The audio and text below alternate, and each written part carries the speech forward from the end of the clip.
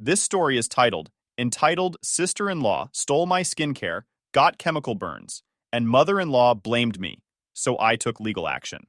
Now they're begging for forgiveness. Hey everyone, before we jump into today's video, I need your help.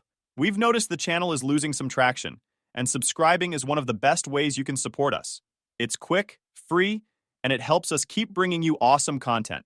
Your support means the world. Let's keep this channel growing together. Thanks so much. Now let's start the video. I need to get this off my chest because it's been weighing on me for weeks.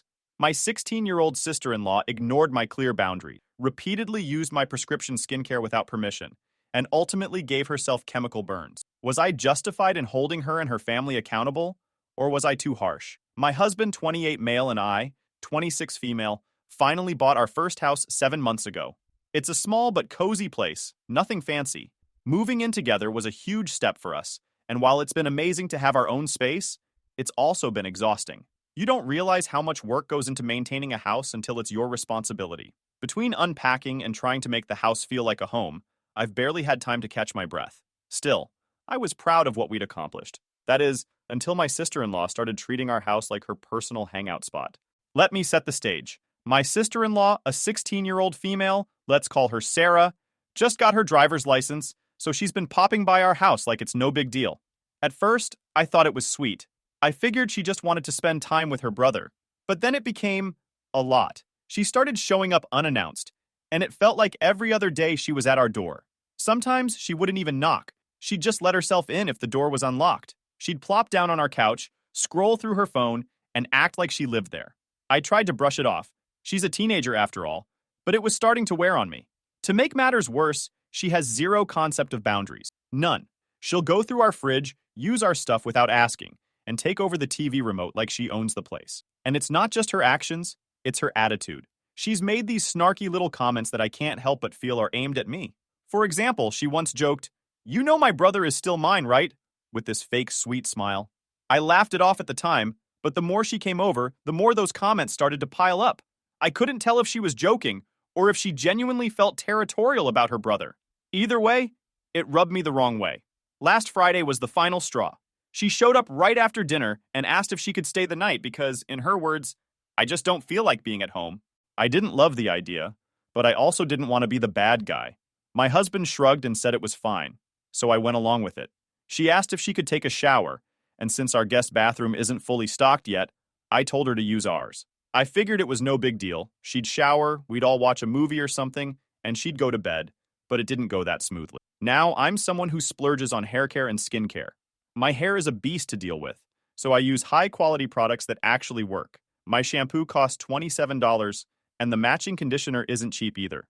On top of that, I have a skincare routine that includes a prescription cream for my skin issues. I keep it tucked away in a little pharmacy bag because it's medicated and not something anyone else should use. These products aren't just expensive, they're essential for me.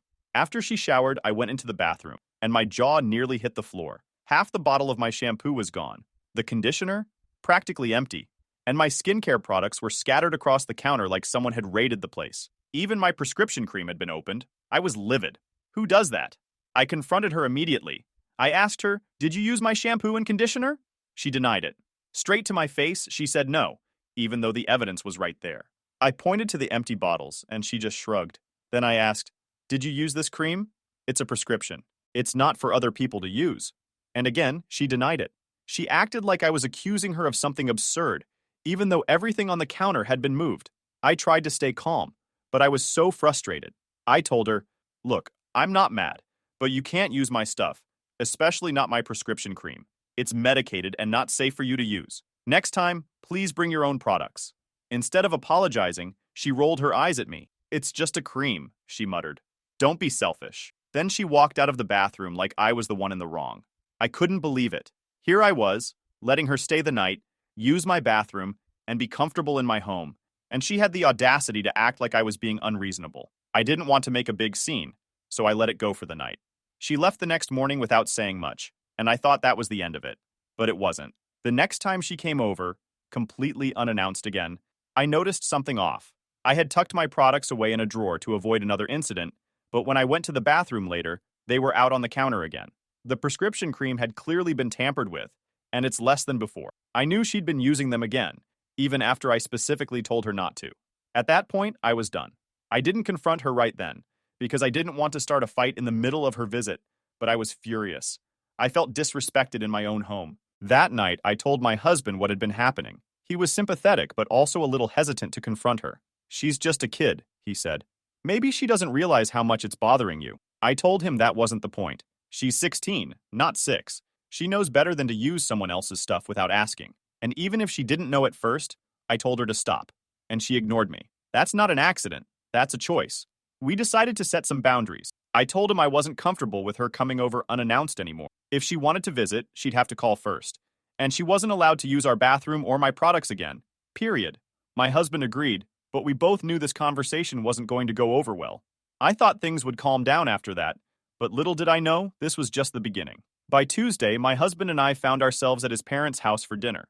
I wasn't exactly excited to go because, frankly, I was still stewing over his sister's antics. I figured I'd just keep my distance from her, smile politely, and try to avoid any drama. But when she walked into the room, I immediately noticed something was wrong. Her face was red, peeling, and covered in angry breakouts. It looked bad. Like really bad. At first, I genuinely felt bad for her. I assumed she'd had an allergic reaction to something or maybe overdone it with some new product. I was about to ask if she was okay, but before I could say anything, she turned to me, glaring like I had personally sabotaged her skincare routine. "This is all your fault," she said, loud enough for everyone at the table to hear. I froze. "Wait, what?" She crossed her arms, still glaring at me. "You didn't warn me that your skincare could mess up my face." I blinked at her, completely blindsided. It took me a second to process what she was even talking about. "I didn't know you used it," I said, trying to keep my voice calm. "I told you not to use my prescription cream." That's when the floodgates opened. She launched into a full-blown rant about how I should have warned her that my products were too strong and how I'd ruined her skin. She made it sound like I'd intentionally tricked her into using something dangerous.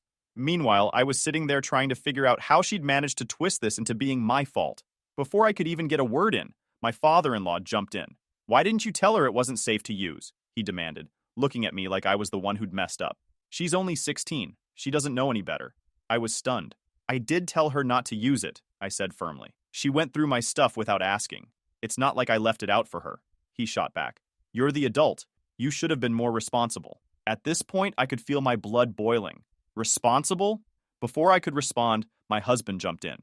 "She's 16, not 6, he said, echoing exactly what I'd told him the other night. "She knows better than to dig through someone's personal stuff and use prescription products without permission." His dad wasn't having it.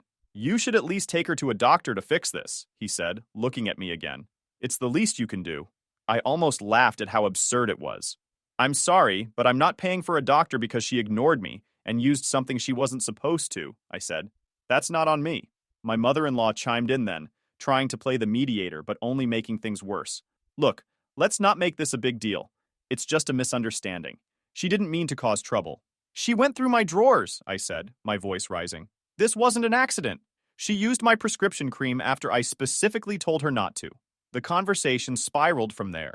Every time I tried to defend myself, they came back with something about how I should have been more accommodating, or how I was the adult and should have handled it differently. It felt like no one was listening to me except my husband, who eventually shut the whole thing down. "We're not paying for anything," he said firmly. "This isn't my wife's fault. If Sarah wants to use products that aren't hers, that's on her." The table went silent after that, but the tension was suffocating. I barely ate anything the rest of the night, and as soon as it was polite to leave, we got out of there. On the way home, I told my husband how frustrated I was. "It's like they're refusing to see what she did was wrong," I said. "They're acting like I'm the villain because I didn't baby her." He sighed, looking just as frustrated as I felt. "They've always coddled her," he said. "She's the youngest, so she gets away with everything. They think it's easier to blame someone else than to hold her accountable." The next few days were quiet, or so I thought. Then my husband got a call from his mom. Apparently, his sister had been complaining about me nonstop since the dinner. According to her, I was territorial about my stuff and didn't want her using it because I was trying to assert my dominance. Seriously? Who even talks like that? She made it sound like I'd been waiting for her to mess up just so I could pounce on her. When my husband told me what she'd been saying, I felt equal parts furious and confused. How could she spin this into me being the bad guy? All I wanted was for her to respect my space and not mess with my things. Was that really so unreasonable? It didn't stop there, though. Apparently, she'd been telling anyone who would listen about how mean and selfish I was.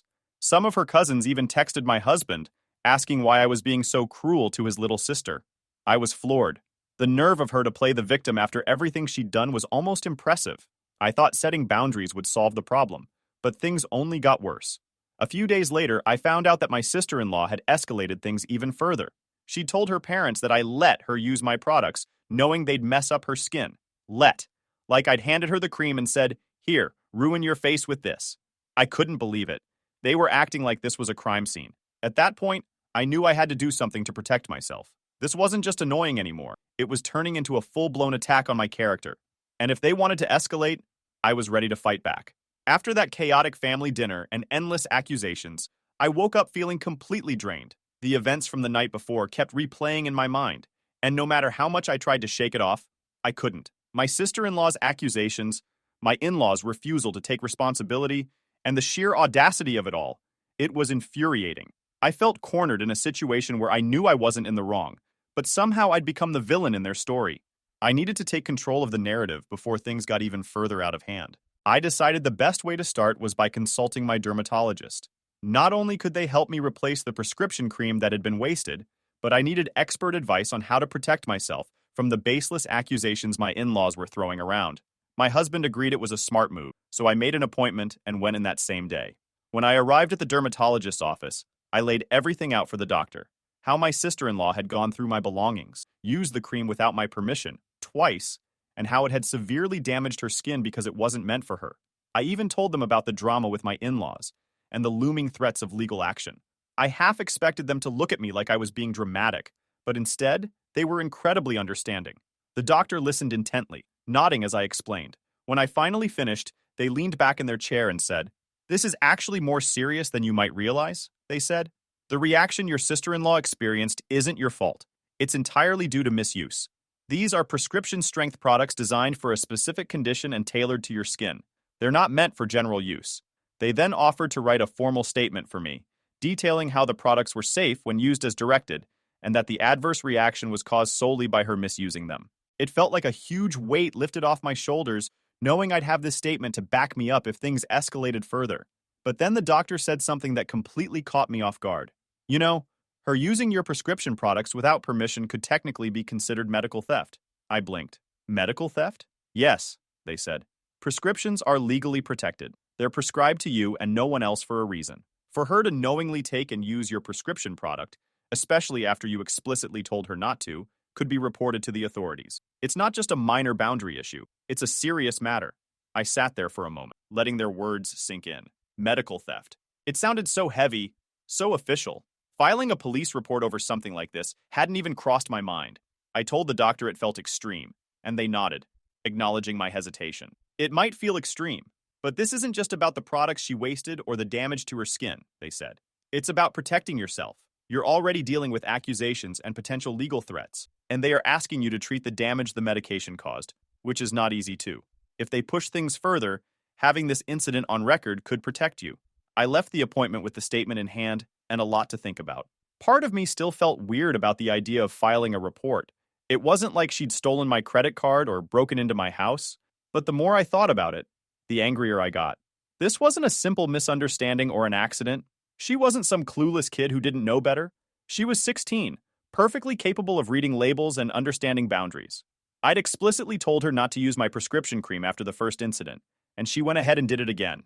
That wasn't ignorance. It was entitlement. Worse, it was dangerous. If her reaction had been more severe, I'd be the one dealing with even bigger consequences. That evening, I sat down with my husband to talk everything through. I showed him the dermatologist's statement and explained what the doctor had said about medical theft. At first, he was hesitant, worried that taking things this far might escalate the situation, but as we talked, he realized we needed to make his family understand the seriousness of their actions. "Maybe confronting them with this will make them back off," he finally said. "They need to know there are consequences, and if this makes them think twice, it's worth it." With his support, we decided to face them head on. With the dermatologist's statement in hand, my husband and I decided it was time to confront his family head on. I wasn't going to let them keep painting me as the villain when all I'd done was try to set boundaries in my own home. We agreed to meet them the next day to have a serious conversation about what had happened and how we planned to move forward. When we walked into his parents' house, the tension was palpable. My sister-in-law was sitting on the couch, her face still a mess, scrolling through her phone like she didn't have a care in the world. My in-laws greeted us with polite but strained smiles, clearly bracing for an argument. "We need to talk," my husband said, his tone leaving no room for debate. We all sat down in the living room, and I could feel my heart pounding in my chest as I pulled out the dermatologist's statement. "We spoke to a dermatologist," I began, my voice steady despite my nerves. "They confirmed that the reaction was caused by misuse of the prescription cream. The products are completely safe when used as directed, but they're not meant for anyone else to use." My mother-in-law opened her mouth to argue. I glanced at my sister-in-law, who refused to make eye contact, before continuing. The dermatologist also pointed out that using someone else's prescription product without permission is considered medical theft. It's not just a matter of boundaries, it's a legal issue. That got their attention. My father-in-law leaned forward, his expression souring. "Are you saying you're going to call the police over this?" he asked sharply. "We're not saying we want to file a report," my husband jumped in, his tone calm but firm. "But we're saying that we could. This isn't just about the damage to her skin. It's about the fact that she went through my wife's personal belongings after being told not to. Twice. That's deliberate.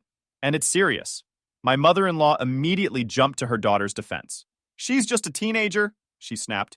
"You're acting like she's some kind of criminal for making a mistake." "She's 16, I replied, keeping my voice even.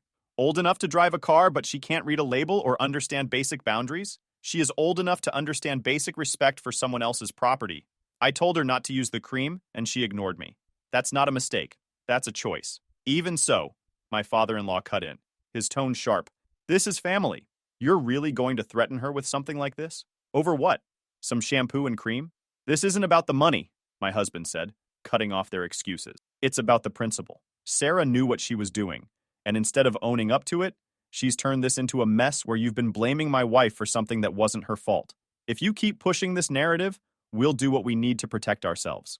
My sister-in-law, who had been silent until now, finally spoke up. "I didn't mean for it to get this bad," she said, her voice shaky, though her words felt rehearsed. "I just thought it would be fine. I didn't know it would cause all of this."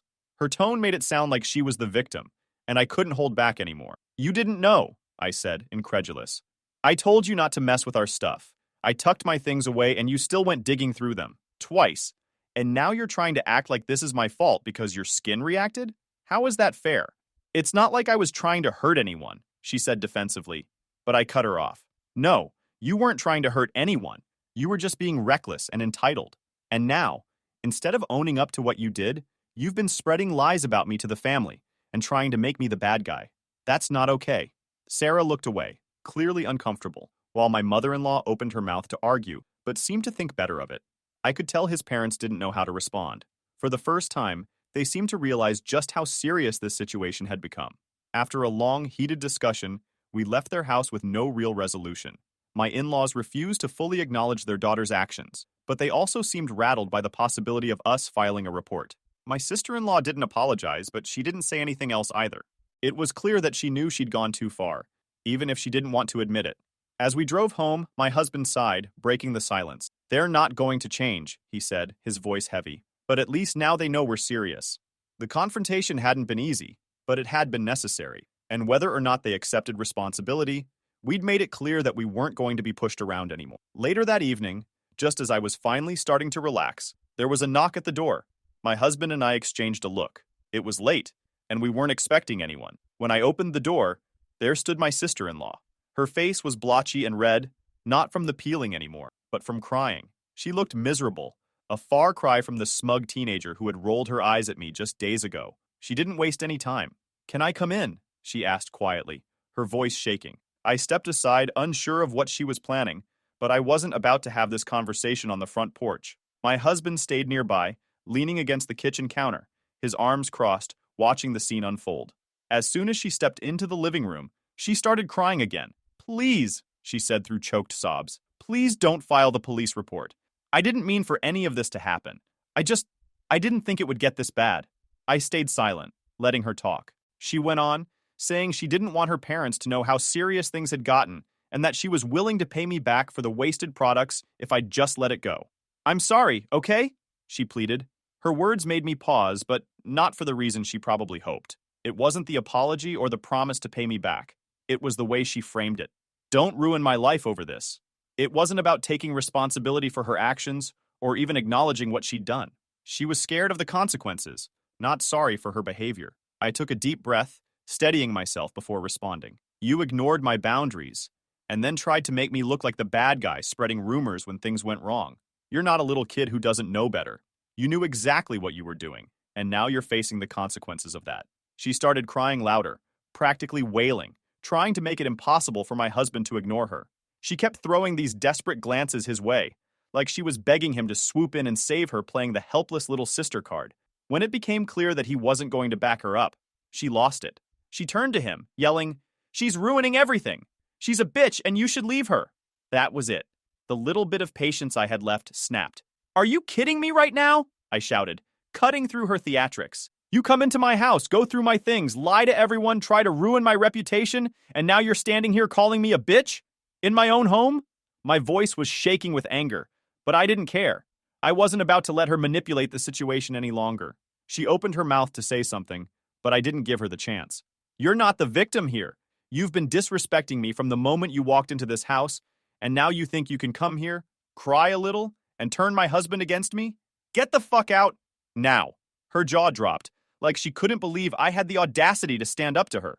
She turned to my husband one last time, tears streaming down her face. "Are you seriously just going to let her talk to me like this?" she yelled, trying to get him to take her side. But he wasn't having it. "You need to leave," he said, his tone firm. "She's right. You crossed every line, and now you're doubling down instead of apologizing. This isn't her fault. It's yours." That seemed to shock her into silence. She stood there for a moment, frozen, before grabbing her bag and storming toward the door. "Fine," she spat, her voice cracking as she tried to sound tough. "But don't expect me to forgive you for this." I didn't bother responding. I just stood there, arms crossed, watching as she slammed the door behind her. I looked at my husband and said, "I'm done. She's not stepping foot in this house again." He nodded, his expression weary. "I know," he said. "And you're right. This has to stop." The day after I kicked her out, my husband and I went ahead and filed the police report. I wasn't thrilled about having to take things to that level, but her behavior had left us no choice. If my in-laws wanted to keep painting me as the villain, I wanted the truth to be on record. The process moved faster than I expected. When the authorities questioned Sarah, she broke down almost immediately. At first, she tried to spin the same sob story she'd been feeding her parents, but that didn't hold up under questioning. Eventually, she cracked and admitted everything. She confessed that she'd deliberately gone through my drawers, ignored my warnings, and used my prescription products twice. Then came the part that stung the most. She outright admitted that she did it just to piss me off. Her confession made everything clear-cut. The authorities determined that her actions were deliberate, which meant she, and by extension, her parents, could no longer argue that it was some harmless accident. They ruled that her parents were financially responsible for repaying the cost of the wasted prescription products, the fines for medical misuse, and even the dermatologist's fees I'd incurred to fix the mess she caused. I thought this would finally be the wake-up call they needed. Surely, after hearing their daughter admit she'd done all of this on purpose, they'd realize how wrong they'd been to defend her. I thought they'd apologize and try to make amends, but nope. They insisted that I was the one in the wrong. They didn't even make an effort to apologize or repair the damage their daughter had caused. Instead, they stopped talking to me altogether, acting as if I was the problem. My husband stood by me through it all, but I could see how much it hurt him to have his relationship with his parents strained like this. They refused to accept that he had made the decision to stand up for me, and instead accused me of manipulating him into taking my side. It was comforting to know he was in my corner, but it didn't erase the sting of being villainized by his family. Still, I knew I'd done the right thing. If they wanted to twist the story to make themselves feel better, that was their choice. I wasn't going to let it affect me anymore. In the end, they were forced to pay me back, and my sister-in-law hasn't spoken to me since her confession, which is probably for the best. I think she's embarrassed, not just because of what she did, but because she finally had to face real consequences for her actions. I know I did the right thing, because if I didn't, things would have escalated even more, potentially ruining my relationship with my husband. She was malicious and disrespectful, and I don't want her anywhere near me. But sometimes I wonder if I was too harsh. Was filing the police report and taking it this far the right call? Or could I have handled it differently? Please, Reddit, be honest with me.